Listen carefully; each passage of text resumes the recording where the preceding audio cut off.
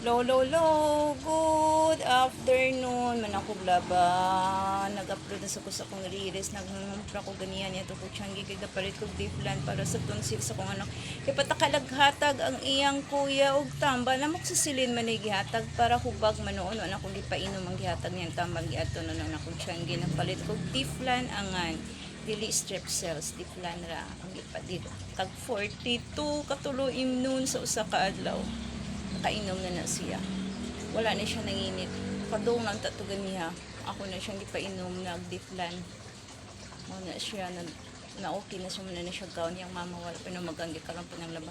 Kung nakakumpra ko gamay na sudla na nga konstante mo ang ginani siya ang hadina mo sa lumpia kahapon. Kung kakumpra, hinahinay lang ang uban, ang magic sarap, wala pa. Kung ang uban, ato ko mangumpra sa magic sarap, pinang 3-in-1, Bear Brand, ng mga mahalon ba, palmolive, shampoo o powder sa Lanuiba. Chichirian harap ko sa Gaisano.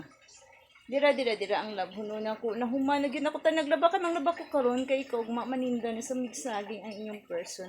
Yung person nga barog-barog kay maliko pa ko ay naglibot ko dahil relax ko. Relax ko maligo kay katatao na pa ko kao nagluto nagkanon akong anak na namin siya giluto inon na siya kaon ako kawala. Bye bye. God bless you all. Mao pinunta niyo akong anak. Bye bye.